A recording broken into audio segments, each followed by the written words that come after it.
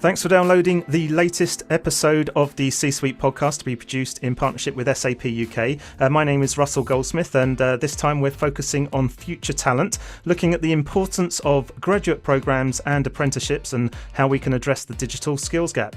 Joining me online are Lindsey, Rowe, Chief of Staff, COO and the Head of People and Programs Office at SAP.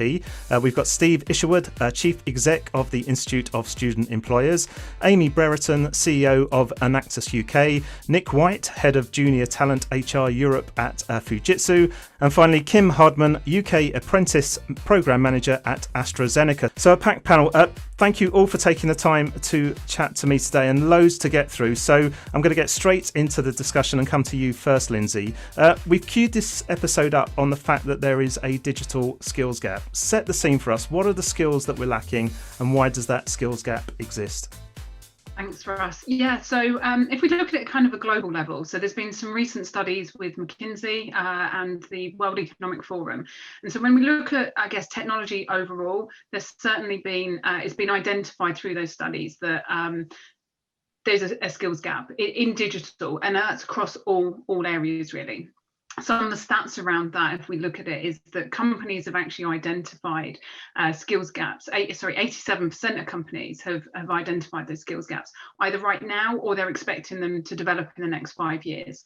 Now, we know, kind of certainly from SAP and colleagues here, that actually that's then the barrier to digital transformation. So that's really what we're talking about when we look at the skills gap, is not only that there is one, but actually what's that impacting, and then companies moving forward for their digital transformation. So we think, and from these studies that are done, that majority of jobs will be then evolving and changing. So jobs that, as we've known them in the past, will be changing, and then there's that real need to upskill and reskill people to having those digital skills for the future. Stephen, you've got around, I think, 550 members of the Institute of Student Employers. Of those, over 300 are actual employers, including, I believe, those represented here, so SAP, AstraZeneca and Fujitsu. I'm guessing you get a good picture of what's happening across all sectors. Where are you seeing the biggest skills shortages? I think it's a really murky problem to try and untangle. As you said, we've got three employers on the call here, all quite different businesses, and it's very difficult to generalize about an early talent labour market because different sectors, different employers all want different things. So this phrase digital technology covers a wide range of skills, and also we get into the language of skills and attributes, and that further muddies the water. I think staying at a general level, though, one of the challenges is actually how does an education system and a training system stay relevant when the pace of change is so fast? I mean, I get asked all the time, what's the future of jobs in 5 or 10 years? And I think it's really very, very difficult to predict. So I think that's why we're seeing employers move more into the apprentice space, for example, because that in a sense shortens the supply chain of development. Employers are much more involved in training and development of early talent as it comes on board into their organization. So I think we're going to see more of that, and for me it's just that keeping pace with change. That's the challenge, and there's very good reasons why education systems can be a bit slow to change. So I think we've got to find ways to get around that. Sure. Well, let's hear from Nick and Kim, our employers, on the call here, as well as obviously SAP. But it'd be good to know how you guys are addressing this issue within your recruitment plans. Nick, let's come to you first. Can you talk us through who you're recruiting at Fujitsu and maybe what the split is between apprenticeships and graduate programs? Yeah, we've run a graduate and apprentice program for a number of years now, but what I'm seeing is that there's more demand of a certain type of digital, more computer science type of graduate or an apprentice than previously ever before. My responsibilities for across all of Europe, and across all of Europe every year, I'd say we take on anywhere between 200 to 250 grads and apprentices. If we look at just the UK, that's about 50 to 70 grads, and then about 50 to 70 apprentices every year as well. And as I say, if we go back a few years ago, our business was asking for more of the business type roles, project managers, business managers, business consultants.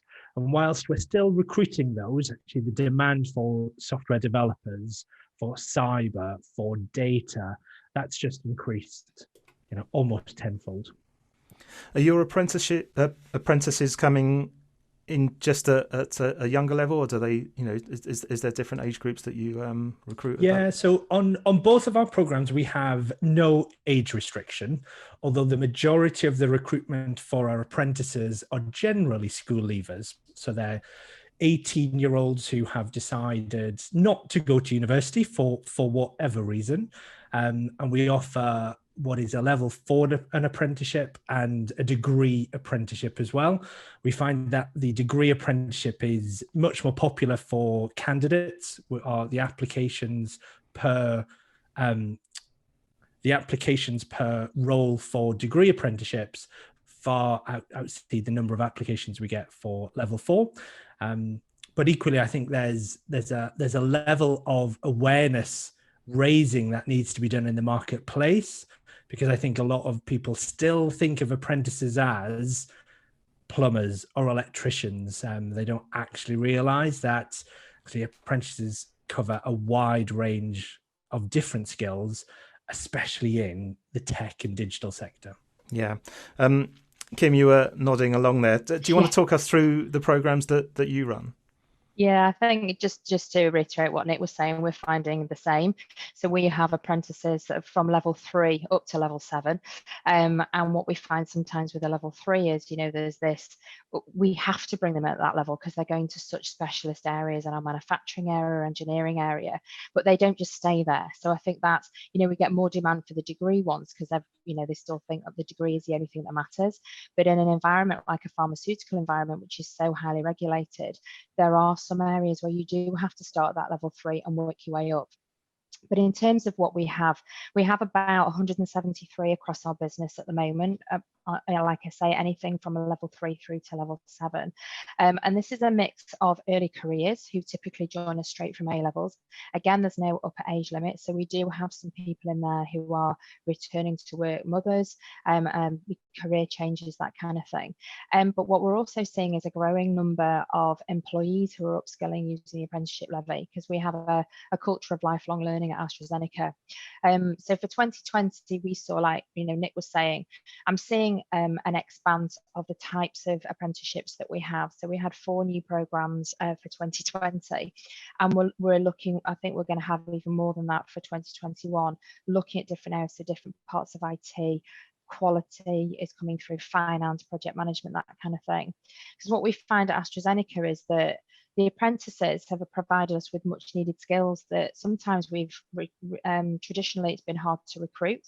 We find they bring a diverse perspective to our business, which is, pharmaceutical industry, it's kind of typical, our company is typically quite an academic organization. You go to university, you might do a master's, and what I'm seeing is an openness to this different way of learning, and that actually the caliber of candidates that we get coming through are people that have chosen not to go to university. It's not the vocational, like Nick said, about plumbing, hairdressing, that kind of thing. Actually, you can train to be a scientist, using the apprenticeship levy. We've had apprentices in the business for over 40 years, and there's an awful lot of our senior leads in the business have started out life as an apprenticeship. And just one final point is, during COVID recently, what we found with our apprentices was we found a number of them actually had to step up. So they're being given opportunities that other early careers positions haven't been given, because, in the labs, for example, we had to make sure that we still delivered. We were doing the vaccine, we were working on tier 1 projects. We had to keep those going. And what we found was a lot of, sometimes there were people, senior leads, etc., who had to self-isolate. So the apprentices had to step up and had to step into their shoes and work on some of those areas. So we've had apprentices in COVID testing labs, and also working on the vaccine as well. Interesting stuff. Lindsey, how does the apprenticeship program and also graduate placements and student placements, how's that all working at SAP? Yeah, so certainly for us in the UK, so at kind of global level, we've got a number of different programs, and very similar to Kim, that kind of concept of learning for life. So making sure that the programs also around reskilling and upskilling existing employees. And we also have a number of programs that focus on diversity. So we have like an autism at work program as well. So there's lots of different initiatives. But if we look specifically at the UK, so we have a large internship program. So where people need to do a year in business, so they're coming out of university in their second year, spend a year in industry, and then go back to do their final year. So we've got 50 plus every year with us. This year's joined us virtually, but we are just about to dip our toe and start the apprenticeship journey. So Kim, we'd be ringing you all the time, and Nick actually you've already started and helped us with some of that journey. So SAP a huge investment into the apprenticeship levy, being such a large employer in the UK. So yeah, that's super exciting times to think, how do we actually then bring in more diverse talent, as Kim and Nick have mentioned there, but also how do we actually then use that to start bridging this skills gap, and not just for SAP. So really where we're looking at it is, what does that then mean for our customers and our partner organizations? So we've got over 21,000 partners globally. They also have these challenges. So how can we leverage the levy and make sure that we're using that to kind of drive that skills gap? So I have to say, it's the thing I'm most excited about at the moment. You mentioned the levy a couple of times there. I read £133 million of levy funds went unspent last year. Why do you think some employers didn't take advantage of that? I'm surprised it was only that. I think it's probably a hell of a lot more. I think the levy, so I think traditionally, organizational training programs were often put someone in a classroom for a week, 2 weeks at a time, and actually you get a certificate at the end of it. And then it's up to the organization to find ways for that individual to apply that at work.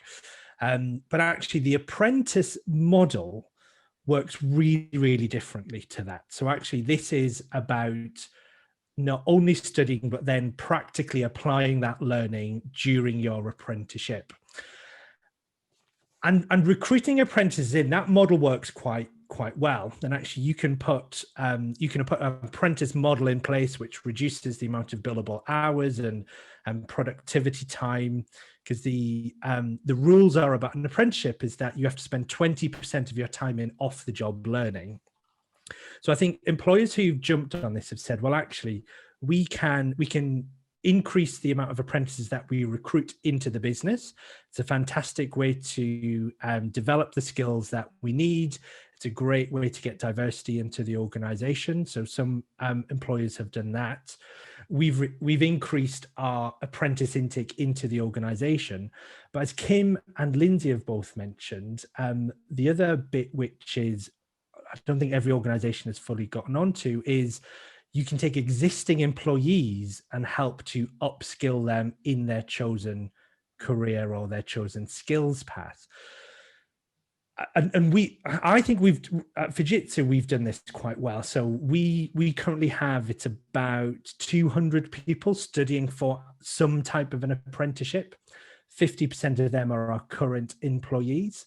But that's been a real difficult sell back to the organization. So actually, if some of our consultants who are normally billable for 80-90% of their time, we've had to actually work with the business to change their charging model to say, well, actually 20% of their time will now not be billable. They will be applying their learning, they will be learning new skills. And the business have really had to get their head around that real shift. And by the way, it's not just for a week or 2 weeks, it's for at least 12 months. It's probably going to be 2 years. And actually that's a difficult sell back into the organization. So I think, and I think that is, kind of led to organizations saying, well, actually it's a bit too hard and complex of a problem for us to face. If we have to pay this money, once we've paid it, it's gone. The question is then about how do I get value from it?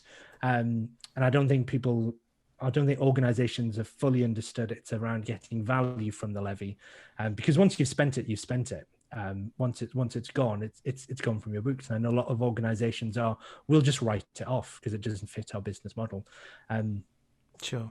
Kim, did you want to add? Yeah, I agree with what Nick just said then about the getting value from it, because I think that's what we try and do. I think targeting those individuals in the business who need the upskilling, the skills gaps, kind of whatever the reason is. But again, it's, sometimes we do get the challenge of, well, I'm losing the person for 20%, and it's just trying to get them to understand that actually, yes, the person may not be around for 20% of the week, depending on how the education provider delivers the training, but actually it's not like, I don't know, they're work training to be a scientist, and then they decide that they want to go and train to be a florist one day a week, and they lose them completely. It's making them realize that their training works alongside what they're doing in their day job. So actually it's a parallel process that feeds into each other and actually can benefit the organization as well, because they're on a lot of, most of ours are on, in fact all of them actually are on open programs. So when they go and train, they're training with people from other organizations. So they're not only learning about the academic side, but they're learning about other organizations, how they do things, which is great insight for kind of how we can become more efficient within our business as well. I think the one of the things that is a challenge, I think, with the levy, and don't know what the answer is, but I think when we bring a new apprentice into the business, we have to we bring them in on what we call a fixed term contract. So for us, that's like a permanent employee. They get the same, almost all of the same benefits, but for a fixed period of time.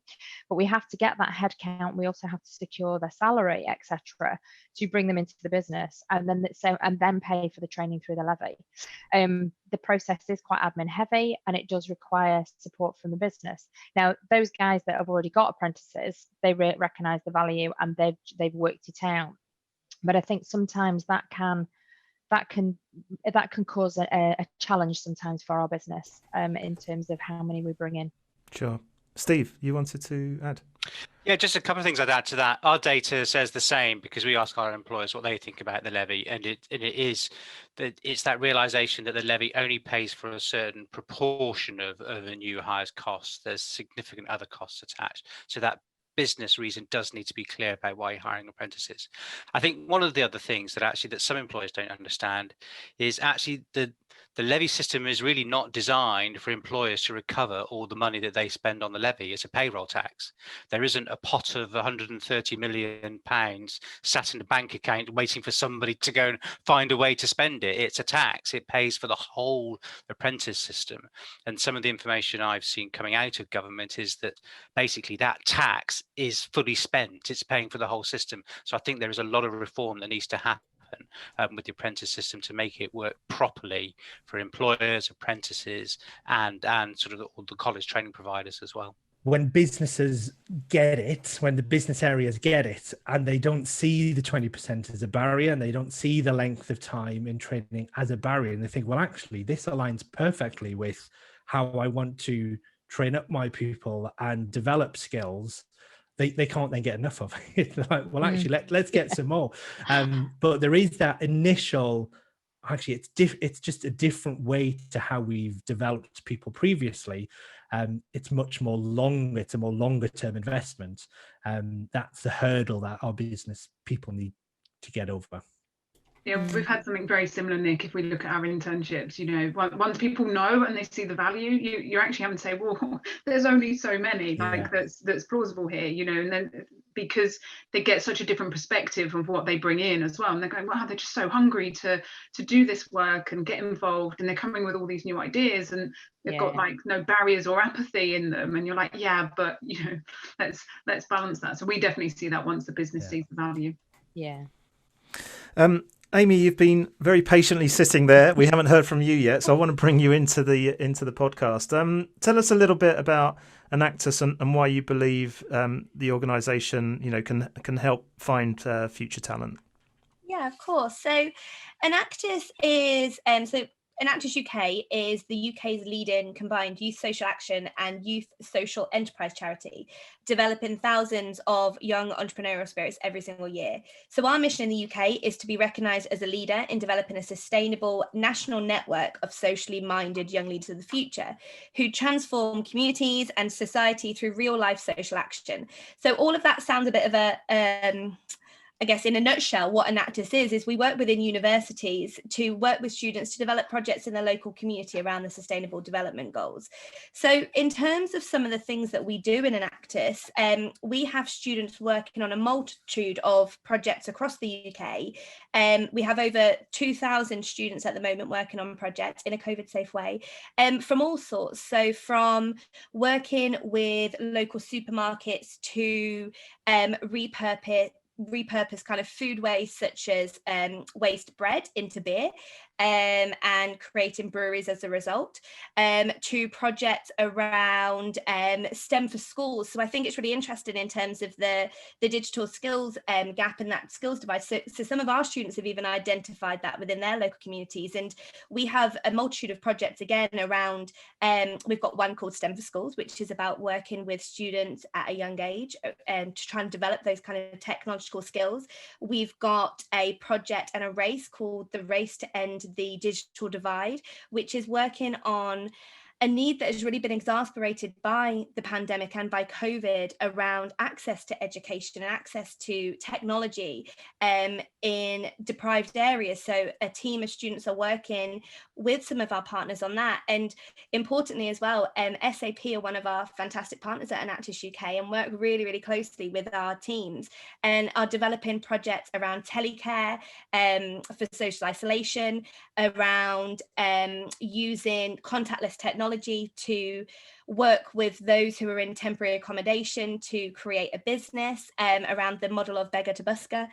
So some really cool technological projects that we're working in partnership with all of our partners, but SAP mainly when it comes to technology. And I guess the reason why this is important from an employability perspective is because our students are doing this alongside their degrees. So the bread to beer project that I spoke about, Future Brew, the leader of that project is actually studying a aerospace engineering degree alongside creating this brewery. So from employability perspective, our students are really demonstrating on the ground a lot of those kind of key skills that maybe are missing. So not only the kind of technological skills that we've spoke about today, but things like resilience, time management, organization, communication, they're having to do that whilst kind of at university. So really are fantastic kind of future talent for businesses to get involved with. I think we've recently had a study that came from Universum that showed the application to hire rate of the average UK student was 0.9%, whereas for an Enactus student it was 45%. So a huge difference in, again, that application to hire, which I think is a testament to all of the fantastic work they do alongside their degrees every day. Lindsey, Amy just mentioned SAP's involvement in Enactus. I mean, how important are programs like that to, you know, from your perspective in terms of developing young talent, and how can your customers, but also your partners, help in you know, to help you address the skills challenges that you face? Yeah, so our partnership and relationship started with Enactus last year, and I guess when we looked at it and how we'd actually engage, we didn't even realise the kind of potential, if I'm completely honest. And as we started to involve ourselves with the students, again, it was one of those moments, a bit like I mentioned with interns, where people are just blown away. They're like, God, this takes us ages to get a team pulled together that would come up with an idea like that, because they're kind of looking at these projects in different ways. So a big driver behind our relationship with Enactus was really on the focus of the social enterprise aspect of it.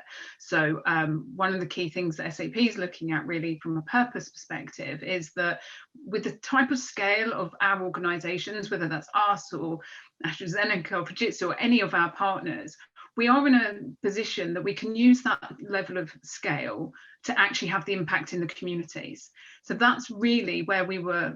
But once we started to work with Enactus, we realised that actually it's almost an extension of your workforce in some respects, and just bringing in different ideas. But actually your current workforce then suddenly get really inspired. Because sometimes when you're sat and you're working, going through your kind of day to day, for many years, you lack some of that's kind of spark and inspiration always. So they've had the opportunity to kind of coach and mentor and get involved in the teams, and it's then made them almost in a kind of reverse mentoring. They've taken some of those ideas back into the business as well. So I think in terms of our customers and partners, what our goal is that we collaborate all as one on these ideas. So I think when we joined the Institute of Student Employers was the biggest eye-opener for me, that it's actually, when you're talking about skills and students, it's completely non-competitive. It's a really unique dynamic almost. So I mean, Nick and I, we did an event with 3 other employers earlier in the year about getting to tech, because we know that there's great people that just need to be inspired to get into technology, and it's not us fighting over the very next graduate or apprentice or anything like that. We just kind of all got together, and same with Kim, it's just being able to just share those pieces. So whether AstraZeneca and Fujitsu happen to be SAP customers, but actually the reason we got together and knew each other was through the Institute. And the same with Enactus, the people on the board and the other partners, you look and you go, oh, that's an SAP customer, but they're also involved in this, and oh, actually that's an SAP partner. So when you look at it, I just think if everyone, I mean, it sounds a little bit soft probably, but genuinely, if people and organizations come together, you're going to be much more likely to achieve this stuff rather than trying to do it alone. But we've got Steve, as part of this podcast, we can have a nice ISE love in here, and it's lovely that you all get on and collaborate. But if there's a digital skills gap there, you must be competing for those, for the ones that do have those skills that you want to each get into your business. How does that work? Well, it is true. Organizationally as well, especially the digital sector. Now, digital is really interesting because I think they are the pure tech players, kind of Fujitsu, SAP in here. But AstraZeneca is a pharmaceutical company who will also have digital roles and are also demanding, students who have the digital skills. So actually, the tech players like us aren't just competing in a market that no one else is competing in. We're competing in the market that every single industry is competing in, and that's part of the reason why there's a digital skills gap. And actually, from an organizational point of view, sometimes SAP is one of our partners. Actually, we work collaboratively on organizational things, but actually there are other tech players who are our competitors that actually, when it comes to winning customers, actually we would be competing against each other. But actually, I think we all recognize the need of developing and inspiring students into STEM careers, because actually they're not going into STEM careers. And actually, we work really, really collaboratively together. It's almost like we leave our logos at the door, and actually we come together for the good of the industry and say, well, actually, if we can inspire people into digital roles, actually, if we, if we have them for a certain amount of time, actually, it ultimately just benefits the industry and UK economy. I love that expression, leaving your logos at the door. Steve, you're going to have to put that into your charter somehow. I think we will. Well, and to be honest with you, we've always found employers do collaborate, because one thing that we didn't talk about at the start of this podcast was preference, and that's what we're talking about. And often when we talk about skills gap and we talk about, we need to do things to train and develop and build structures, but we've got to deal with the preference piece, whether it's for an industry, because location can be an issue as well. And that's what our employers, I mean, they of course, it's nice to have an ISE driven loving, but businesses are commercial operations, so there's a point where everybody has to collaborate so that more people understand about the opportunities that are out there. Because I mean, it's another podcast about the problems around careers, information and access within schools, but that is part of the issue, and it's by employers collaborating with all sorts of organizations, whether it's us or Enactus, that we can help solve that, and that will help address problems with the skills gap. Employers do then fight, tooth and nail. So there's a point whereby, right, we've done the marketing, the industry bit, now we fight for the talent we want, and yeah, so it does get competitive competitive. Let's not forget that.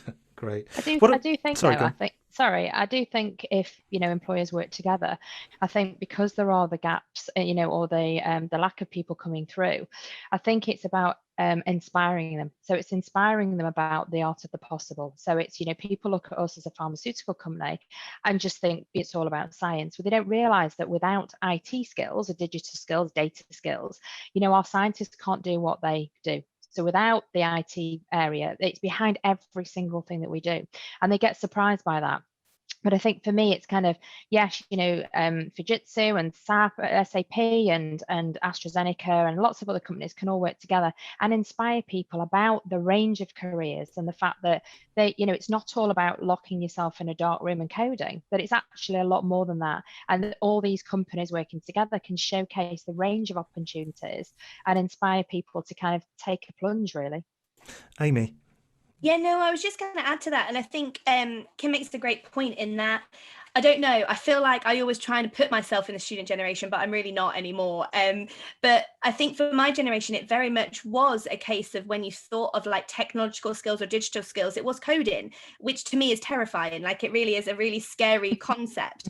Even though I've watched like the Netflix documentary on coding, it's still terrifying to me. But for some of the kind of the younger students that are coming through, I know that we have a project at the moment in Sheffield that's working on showing how things like coding are almost kind of a key core skill now for so many different jobs and like industries, that it's not just those typical ones that maybe you think about. And I think that kind of then goes back to that point about it isn't just your more technological industries that maybe this digital gap is now impacting. It's everyone really, isn't it? Because as we move towards, especially we've seen it even in this past year, like how important it is to be developing technology all the time. And we've seen the kind of the big players come up. Like, I think it's really starting to become even more important to show that it isn't just those things that you think about straight away when you think of coding and things like that. It's all jobs that will access and benefit from that.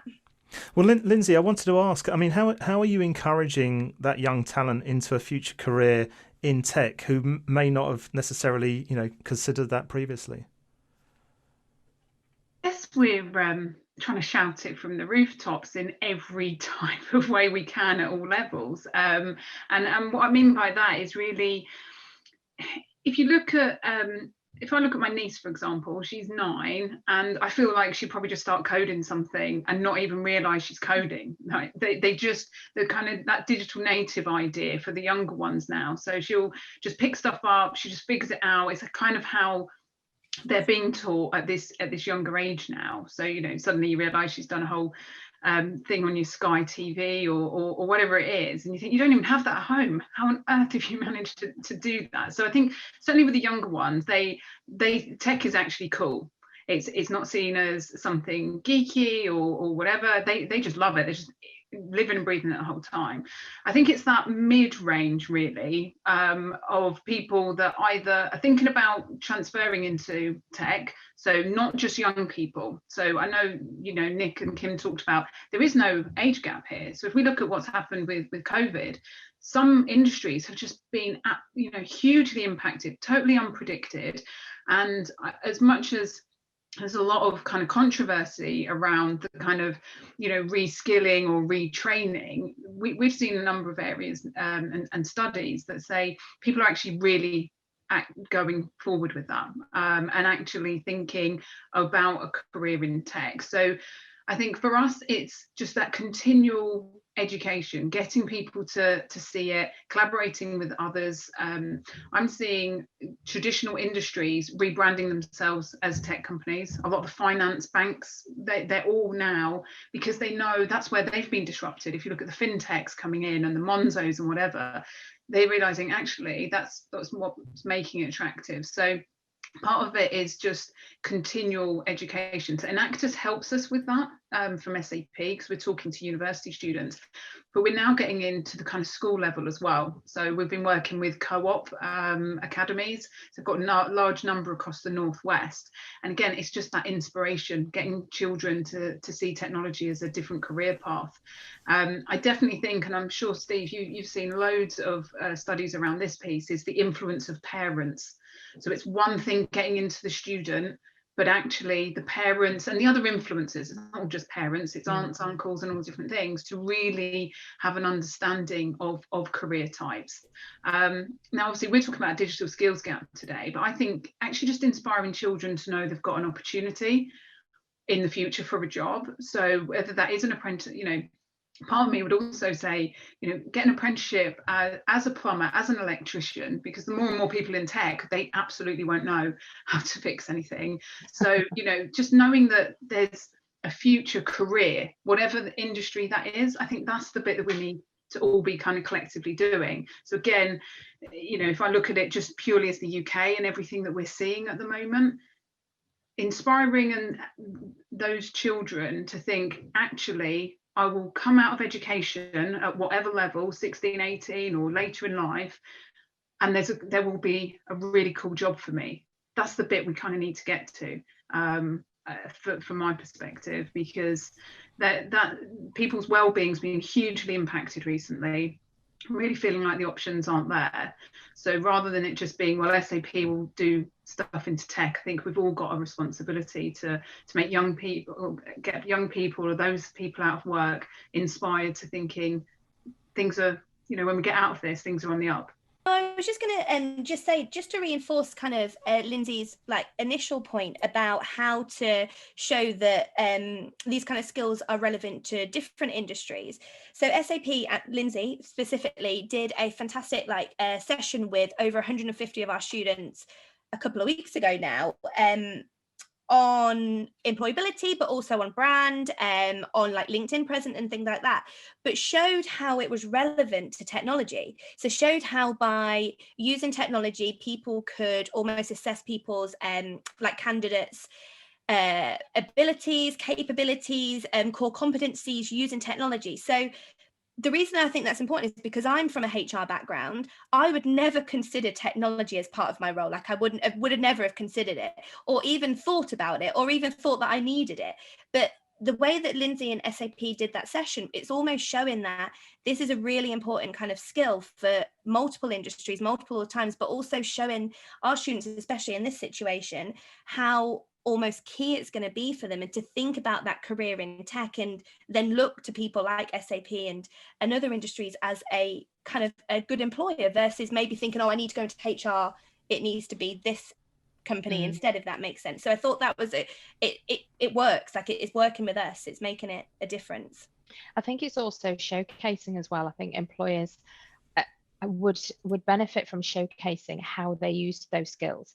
So for me, I always think about, those kids in a chemistry lesson at school, literally with the noose around their necks, thinking, oh my God, I just can't do this anymore.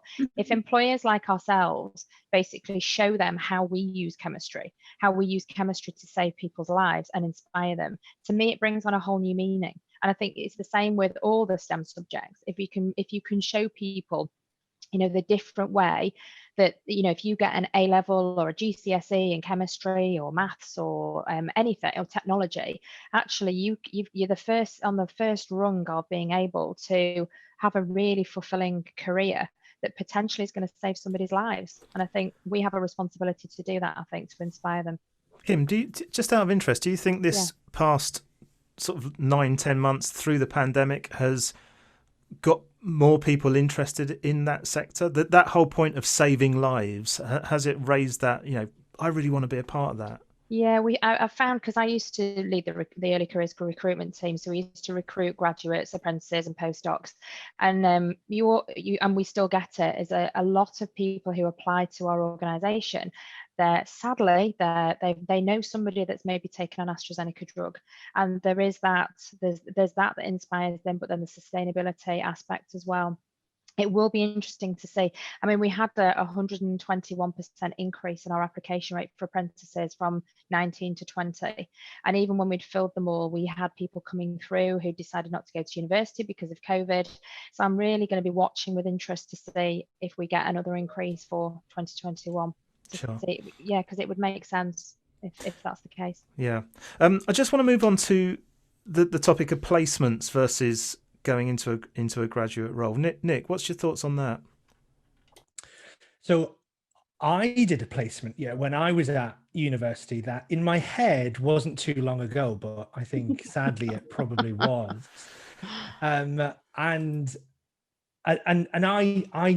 just felt it, that when I then took a graduate role and I was applying for graduate roles, there was a level of, dare I say, a level of maturity. There's this level of experience, life experience that I had, that I could relate to whatever application process I'd gone through.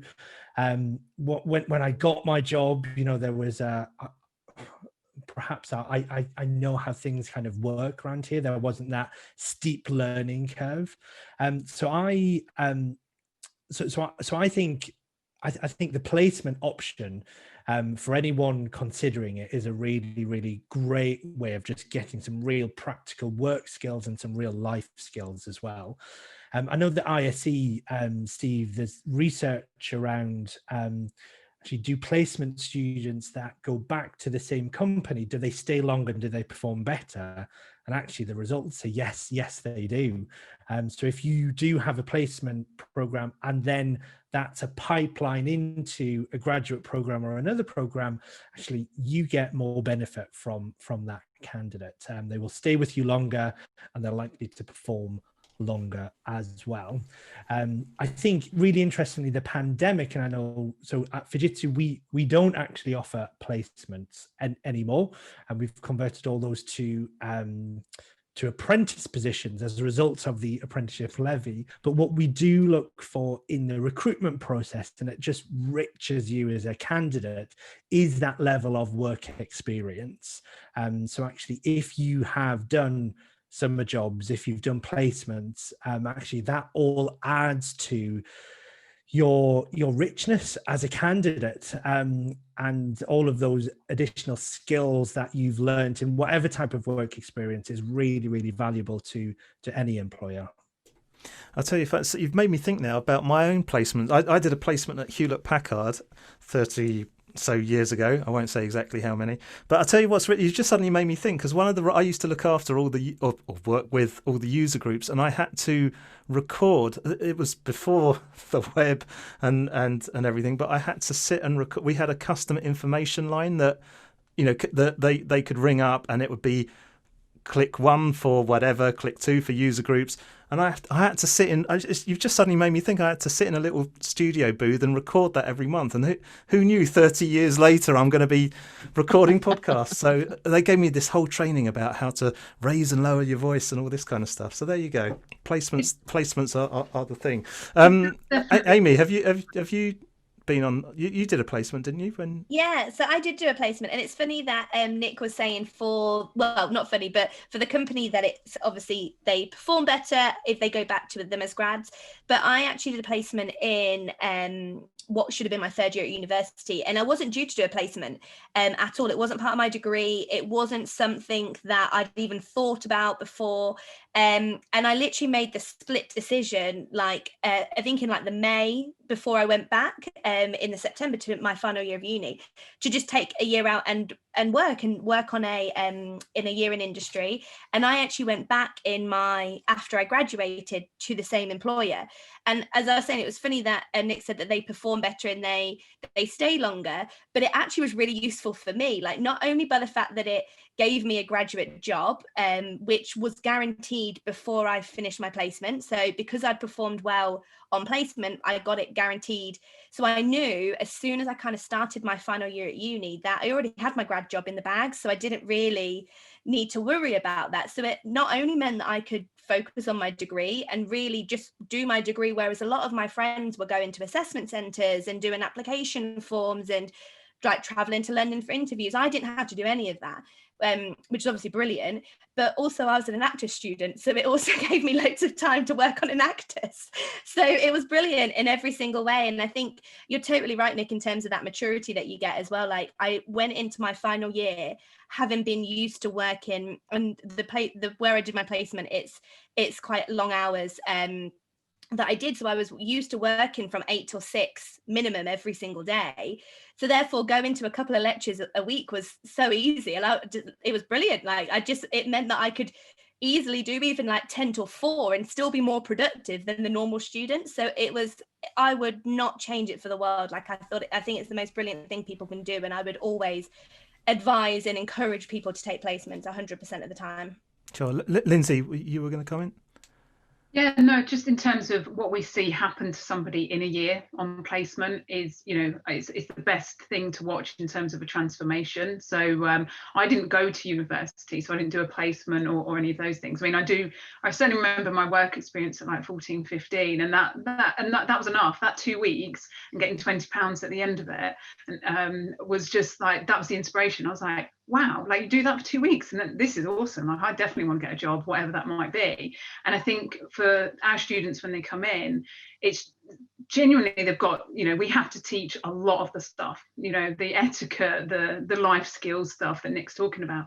But just in genuinely 12, 13 months, they change completely. And they actually go back to university with a different perspective. They treat their studies completely differently. I spoke to one the other day, he's just gone back and he said, I'd wake up really late for my first 2 years of uni. He said, but actually I've got a bit of a project plan. I get up, working with my friend in the house to make sure we're getting through all of our work on time so we can actually have a bit of an evening and not cram. So they've genuinely taken the sort of skills, back in. And in terms of that loyalty piece, I mean, I've got two of my team who were on placement, then came back, and they've been back in the business kind of one of them 5 or 6 years. They're already going through their promotions and all of the different things, and you definitely get that loyalty from doing that, because you were there at that bit where they probably felt super daunted. So yeah, we certainly use placements as our main feeder for early talent. It saves on onboarding and hire costs as well, if you think about it from like an actual organizational cost perspective as well. If you've got placement students that are coming back into the business, that whole onboarding piece, the time training piece is already gone, isn't it? Like you've done it already when they were a new hire as an intern or an industrial placement student. So from an organizational piece as well, like it makes sense financially to have your interns and your industrial placement students as that pipeline for grads. Like it just makes complete sense, because it saves you so much time and money. Steve, what's your thoughts on this? I agree with what everybody said. I mean, as Nick said, our data proves the case. There's a reason employers do placements and internship programs. They are a really good way of sourcing talent. And I hear the same from universities who say the students who go back for their final year, they're better students. So there really is. There are no losses in this. So employers that aren't engaged in things like placement programs are really missing out on a very useful talent stream. And that's why really over the last 10 to 15 years, we've seen a really significant growth in early engagement programs. So I think the more the better. The one thing I would say, though, there is a danger that students think, oh God, if I haven't done a placement, I haven't done an internship, I'm screwed. I'm never going to get a job. Just the way operational requirements, there never are as many placement or internship program opportunities as there are graduate jobs. So it's not the end of the world if you don't get one. I think it's important we give that balanced message to students. But I think the more that we can do these kind of programs, definitely the better for all concerned. Sure. Yeah. And coming back to this, apprenticeships versus going to university. I mean, we touched on this a little bit just before, Kim, in terms of the interest, due to COVID. But has the pandemic encouraged more potential students to think more about apprenticeships, given that that university experience has changed very much? So certainly this year. So have they thought, actually, I'd rather do an apprenticeship? I mean, I'll know for certain, we go live with our vacancies in January and they close in March. So we'll know for certain then. But if I look at the careers events we've been supporting, then the interest has been huge, if I'm honest. And I think it's like you just said, I think the experience of going to university isn't what it was. There's the uncertainty in the job market. And I think it's encouraging people to research things. And I think they're realizing that in some cases, and quite a number of the cases, they can actually train and they train in the job that they want to do, getting the degree that they want to get while earning money and not getting the debt. And I think that's a combination of things. I think the things I've just said about COVID, but I think there's the awareness of apprenticeships is increasing as well. So I think the influencers that we mentioned earlier, so parents, carers, teachers, career advisors, those main people who influence our children, I think they are more aware now as well that, you know, their child going into an apprenticeship is not kind of an embarrassing thing. It's actually something that they should be very proud of. I think for me, an apprenticeship's a tougher gig, really, because, you know, I look at ours come into a proper job and they're expected to deliver. So they're in teams in proper jobs while studying for a qualification of some description at the same time. So it's certainly not an easy option.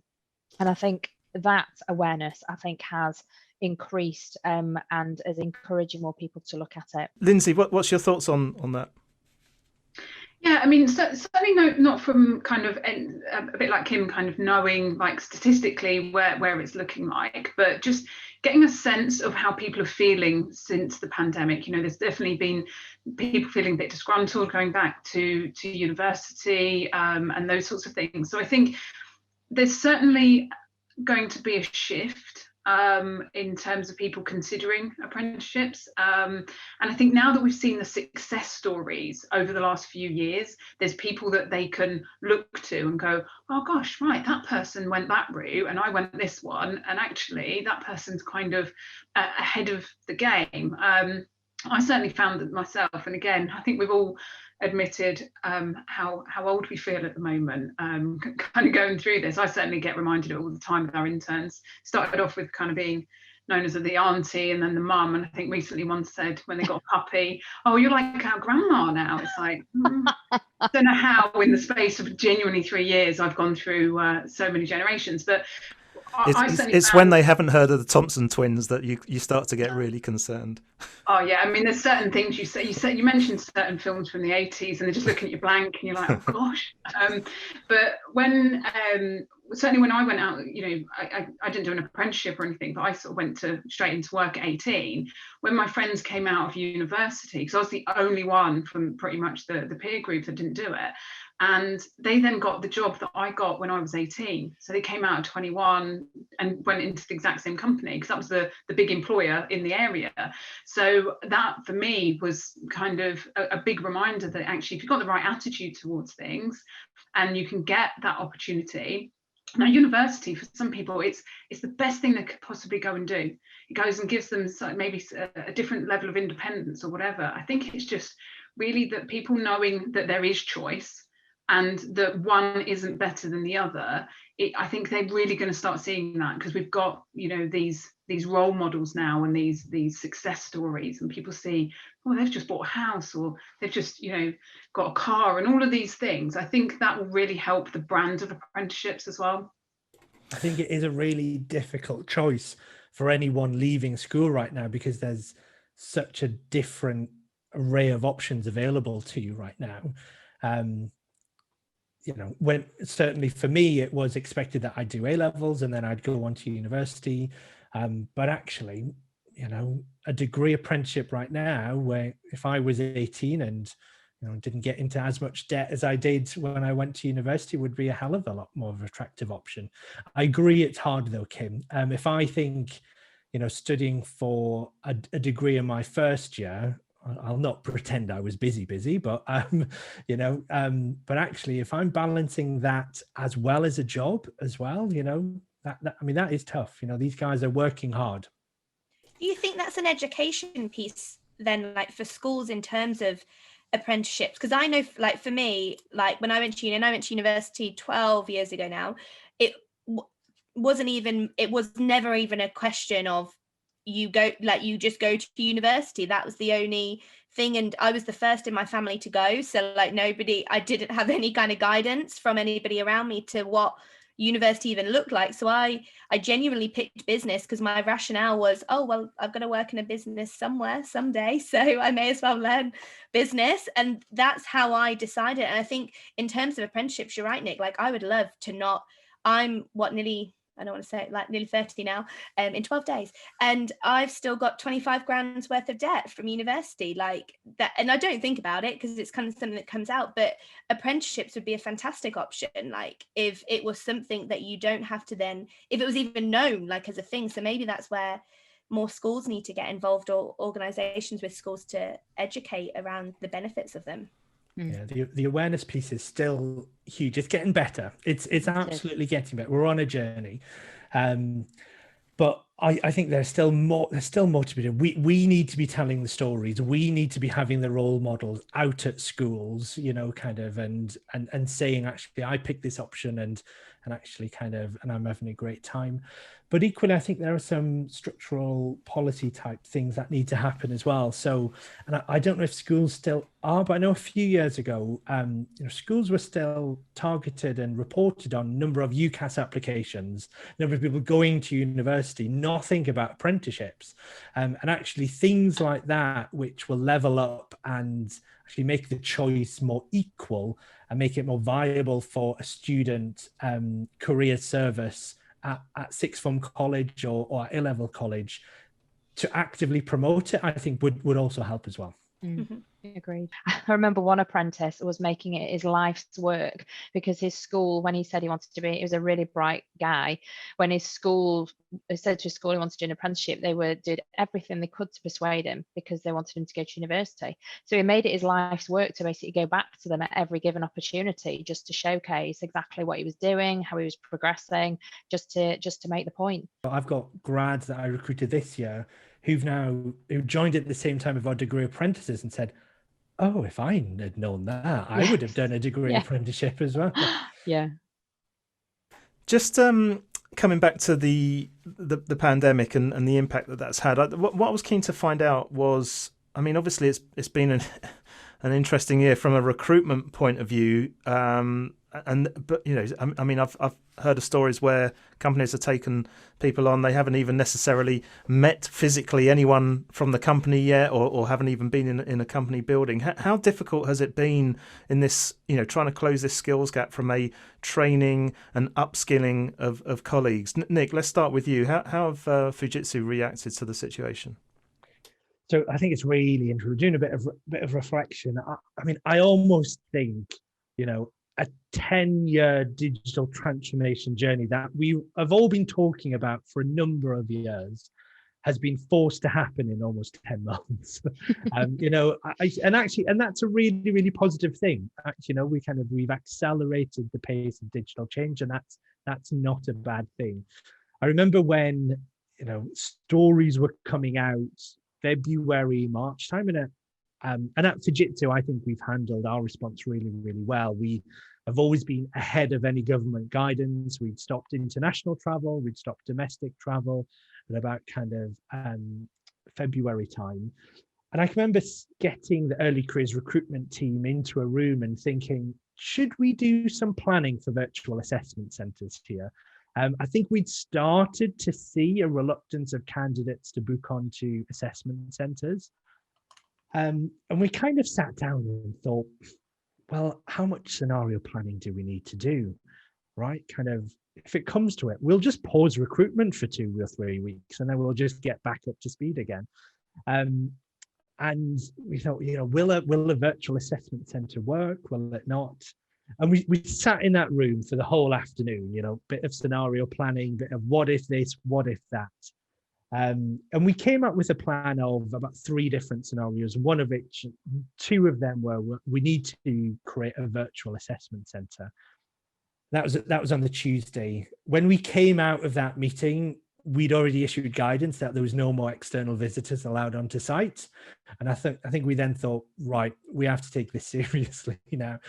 And we then redesigned it. We tested it with some of our current grads and apprentices on that Friday, and then we went live with our virtual assessment centre the next week, and we never looked back. And actually, what we had thought was going to be a bit of a second-rate option. We've been really, really surprised at the effectiveness of it. So actually, you still get to see lots of the candidates' behaviours. A lot of you can interact with the candidates really well, and actually, I think it gives a better candidate experience because you're not asking them to travel long distances, perhaps spend the night in a hotel the night before for them to all get worked up and nervous about. They're doing an assessment centre that's potentially in a more comfortable environment for them. There'll still be the nervousness of being interviewed and being in an assessment centre, but actually, it's just worked really well. I think we've seen a better quality of candidate as well. So much so that regardless of whatever happens with the return to normal, dare I say that, we will still keep in a virtual assessment centre. And then the same with any type of development activity. Again, we had to work really, really quickly to pivot to online virtual delivery of development. And again, going into it thinking, this is probably second rate, we have to do it. Again, we've been really, really impressed with, actually, this works really, really well. And especially when you might be doing stuff like a lot of reflective type work, to really understand, actually, what are my strengths? Where are my development areas? Rather than doing that with a big group of excited 50 people who haven't seen each other in a few months and just want to talk, actually being able to do that at your own pace, in your own environment, actually works really, really well, probably better than had we got everyone together. I think what it has meant for us is certainly all of our apprentices this year, you'd mentioned to it, haven't seen a Fujitsu person yet physically. They've never been into a Fujitsu building, and they've literally joined us from their bedrooms. We had to get stuff shipped out to them. And it has meant we've had to work really, really hard to think about what are they lacking. And for me, it's a lot of the unwritten cultural norms, right? So when do you log on? when do you log off at the end of the day? When do I go for my lunch break? Because I don't physically have that queue of people leaving their desks to go to the canteen or logging off at the end of the day. So we've worked really hard with our managers to help them understand some of that stuff. I think we've been surveying our whole organization throughout the pandemic. And again, I think generally as an organization, we've been really fantastic, but we have noticed people under 30 have experienced the pandemic in a very different way and lockdown in a very different way to the rest of our organization. A lot of them will be living in shared accommodation where they don't have a study or an office that they can lock. And so we're then kind of thinking about, well, how do we expose them to more shadowing experiences? That stuff where, your manager might say, just come along to this meeting I've got. It'd be good for you just to sit in and just watch. That type of stuff that might have fallen down because actually they're just not there, right? Kind of, they need to invite them to meetings. We're kind of getting our head around and again, supporting our managers with, here are some additional things that you need to be thinking of when developing and training people who are really early on in their career. Sure. Kim, what's been the experience at AstraZeneca? So I resonate with a lot of what Nick said, and very similar experience. It was everybody off site, particularly kind of the only people really that have been on our sites are people in the labs, and only if you're on tier 1 projects or vaccine, and the manufacturing, so the ones that are making the drugs, because we've had to make sure that we carry on making our drugs, because obviously people die if they don't have our drugs. So all of our process went online, like Nick said, the recruitment, but again, and the engagement events and the onboarding events and things like that. And it was trying to put yourself in their their shoes and trying to make sure that you ensure that the managers were supported, you having to think about mental health issues and things like that, but how to keep these people engaged when they're, you know, basically last week they're in a classroom and this week they're sat at home in their bedroom trying to get their heads around working for an organization. So it's making sure the managers thought about it as well and tried to make, you know, get them to step up the mark as well. But it's gone really, really well. I think, you know, there are still some people who haven't been on site, but then equally we've got, you know, so some of the scientists, some of the manufacturing apprentices are the only people that are on site, you know, alongside the teams, I mean. So they've had a very strange experience. So, you know, going into labs where they've never worked before, going onto manufacturing lines, having to gown up and things like that, all really strange for them. And then also there's been the additional thing of working with the education providers as well, who haven't worked as quickly. But I have to say, considering, you know, they're not on a global scale, and I think it was Nick said earlier about, you know, the move in tech, in digital and tech, and the support we've got, it's just been mind-blowing. But we work for a huge global organization, so that's great. So some of the education providers haven't had that kind of support, but I would say that most of them have done a really great job in terms of providing that learning for the apprentices and supporting them. The only challenge we've had is where they've started to say, oh, they can now come back on site. And we're kind of going, I'm sorry, no. Because if I'm sticking with the manufacturing example, I can't have an apprentice going out to a college or university and mixing with kind of Joe Public, then going back to work on a manufacturing site where there's nobody else allowed apart from frontline workers, because it's too much of a risk. So that's caused a little bit of a challenge, but I have to say they've been really great, and there have been some positives out of it. They've all got to know each other across the UK for a start, which is when I laugh actually, because previous years we've had them in different sites across the UK and they've wanted to get to know, go to different sites and things like that. And it's a challenge sometimes because they're in busy jobs, etc. Whereas now they've spent an awful lot of time on Zoom calls and things together. And I actually had the feedback of what I quite like to spend some time now just with the people on my site. So that it's kind of, but it's, you know, it has worked. I think considering everything, I think it's been a great success. I'm really pleased. Steve, are your members still recruiting? Absolutely, yes. So although it's a tough jobs market, graduate vacancies, they're down by about 12% this year, which actually, all things considering, is pretty positive. It's different sector to sector. So some sectors like public sector are actually seeing a growth in vacancies. Some sectors, obviously, you know, the obvious industries have been hit very hard. We've also seen apprentice vacancies, you know, in today's conversation, they've held up very well through the current pandemic. So yeah, it's tough, but that doesn't mean there's not any. Doesn't mean there's no hiring going on at all. Sure, Lindsey, any other thoughts on that? No, really just to echo. I mean, certainly Nick and I talked about it a lot at the start, because when, you know, we were part of the digital sector group for the IC, so we would actually all just be sharing a few war stories. But I think to his point, it just forced us all to talk about the stuff that you'd end up with years of planning. Oh, right, we're going to turn into virtual and those sorts of things. So for us, it became really clear. We'd already hired everyone. So the decision was made, right, they're going to join, we're going to figure it out. But actually, I'd say probably the biggest benefit has been the students have seen how much of an opportunity it is for them. They've known that their friend at uni got their placement cancelled or whatever. So they've actually thrown way more into it. And they've normally, in the first month when we onboard them, it's all the social stuff.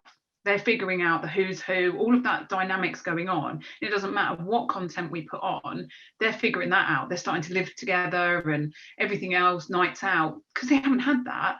They've been at home. They've actually just really, I mean, their learning has excelled. They've been able to get up to standard way quicker than we've seen in any previous years. So yeah, there's part of me that's thinking, regardless of where we go going forward, a lot of stuff we will continue virtually, both in assessments and also onboarding.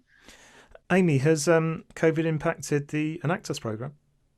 Yes, in every single way possible. Because if you think about the Enactus programme, first of all, our programme is made up of students, and the majority of students haven't been on campus, and even if they have been on campus, they can't meet. So in terms of our teams kind of forming, developing, that's been a challenge. our students work with beneficiaries, which we've not been able to get as much access to as we usually have. So we've had to really think about, how do we do that? How do we keep creating impact? Because we can't say to beneficiaries, sorry, we can't do anything at the moment. Like, it doesn't work like that, unfortunately. So it's impacted that. And obviously in terms of funding, ultimately we're a charity, so we rely on the funding of our partners and our sponsors, and with everybody kind of having to pull, like, tighten the purse strings as such internally in their own organizations, sometimes Enactus can be seen as a nice to have versus a need to have, and that's really impacted us as well. But I think, although it has been an absolute challenge, and I don't think the challenge is over for us by any means, there have definitely been some like fantastic results. And again, like, I can't praise our students enough. Like, they're honestly like amazing. They, as Lindsey said before about how sometimes it's almost like a reverse mentoring, it is still for me, like with the students, and they've pivoted, they've changed how they do things. The great thing about Enactus is it's not like a rugby society or a football society. Like, we can go online, so we have, so all of our meetings are kind of online with our students. Any training, recruitment is online, and in many ways it's made us more accessible. Like, I joked the other day that I was in a meeting from Scotland to Essex to Birmingham to Nottingham within 2 hours, and that would never have happened before. So we're getting to see our students a lot more. We're still getting fantastic results. They're thinking about their beneficiaries differently. So thinking about, we've got a fantastic cow project, for example, because we can see cows, and it's totally fine because we don't need to worry about social distancing. So we're working on seaweed supplements to reduce methane emissions. So they're really trying to pivot that way as well. So there have been some like really kind of great things that have come out of it, and some things that we wouldn't necessarily change, as Lindsey and Kim and Nick have all said. But at the same time, I think for us, we cannot wait to get back on campus, and we can't wait to go and see our teams and to go and see the beneficiaries that we work with, because I think right now we miss the sparkle, like we miss that, the heart almost of Enactus, because we can't physically touch it and see it. But I think it's going to come. Like, we've just got to be patient and wait.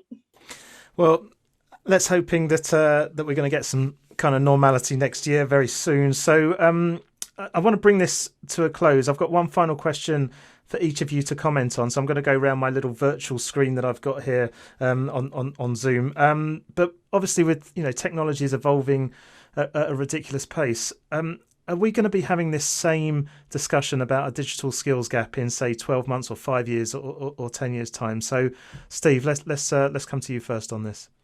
I think yes, but not in a negative sense, because I think the pace of change that is now in the world of work is so rapid that is going to continue. And I don't think we can predict what those gaps will be with any certainty in 5 to 10 years time. So I don't necessarily see that as a negative. What I do think, it related to a few people have said this already, which is this is a long game. And actually, if we talk about the apprentice levy, I think if we are sat on a call in 5 or 10 years time, actually we'll have seen apprentices become much more well known in the market. Parents will become more aware of them. So I think it's going to take quite a long time to change those attitudes, but they certainly will change. So yes, I think there'll still be a conversation around this, but it'll be a different type of conversation in 5 to 10 years time. Sure. Amy? Yeah, I agree. And I think that with anything with technology, like technology develops. So as technology develops, the different skills needed will develop alongside it as well. And I think that's kind of a key note to think about as well, because we probably 10 years ago we probably didn't think we would need all the skills when it came to coding or whatever it was, which are now kind of emerging as we're thinking about the future. I think another key thing to maybe add in as well, just to kind of build on Steve's point, is something that our partners are talking to us a little bit more about at the moment, is rather than it being just STEM, moving it back to STEAM, so adding the arts and the creativity back into that digital divide and have that innovation as well. So that's a big thing where we're seeing a bit of a shift in that kind of conversation around what skills are really needed, but in line still with that technology, digital space more than anything else. So yeah, I think we will, but I think it will add in the STEAM element, and I think it will always be changing. Nick? Yeah, so I think the pace of change of technology is, it's just amazingly quick. So, Boyle's law says it doubles every year. And someone explained this to me. and it blew my mind. So if you started with one grain of rice on a chessboard and you doubled it every square, by the time you got to the 64th square, you've got enough grains of rice to stretch to the moon and back. You know, that's the pace of change of technology, because the computer power is doubling just about, I think it's every 5 years. It's probably quicker now. So I think the need for skill to harness the value of technology is therefore needs to keep up to that change. So I think what it means for us is actually there's no longer, we've touched upon, there's no longer the world of education and then the world of work. Actually, learning is lifelong. And actually, you might be working, you might have to retrain in your career 5 or 6 different times. And actually, that's uncomfortable to say now. No one wants to not, feel insecure and think I have to retrain. But actually, that's the type of conversation which needs to become a bit more normal in the workplace. Kim, your thoughts? Yeah, it's similar to what everybody said, really. I think until we know what technology is going to be relevant for the workforce in the future, the skills gaps are going to remain. So I think because of this, we need to focus on the learning and the training across the business, keeping in mind it's not a fixed point, it's an ongoing commitment. And I think the technology skills gaps, they've been articulated to highlight dramatic changes in fast-paced environments. And we can't know for sure which skills are going to be required in the future. So I think we do need to invest in the learning so that people can be adaptive and maintain that mental flexibility. I think as line managers, we can support the development of a flexible mindset and the adaptive approach with agile and lean learning. And I know at AstraZeneca, we've invested in a tool called Degreed, which is basically a learning system. And what they do is it's got lots of different content, so no matter which part of the business you're in, there's lots of things that you can take time out and learn. And I think the critical role in any business, I think, is to understand how the new technologies can benefit the company and staff and tailor learning experiences to that. Lindsey, you get the final word. Yeah, so I love the rice thing, honestly, Nick. That is the one thing. So if anyone's listening to this, go and Google it, go and figure it out. My dad tells me about it all the time, so I really love that story. I think to Amy's point about that, adding the A into STEM, we see that loads. We're hiring a lot for creatives, because technology, it's all about the user interfaces, how it all works, and having that completely creative mindset. So again, back to the points we made around tech. But to answer your question, will we still be having these conversations?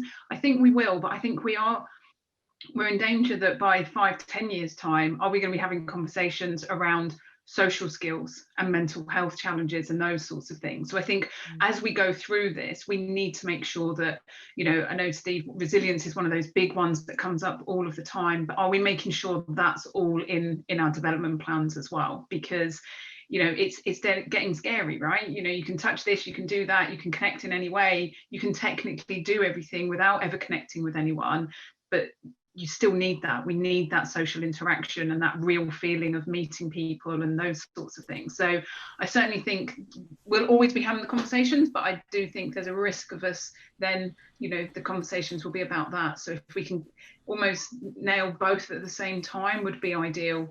But we'll certainly, if it's 10 years time, we'll all be feeling super old. I really won't be part of the generation then, Lindsey. Good stuff.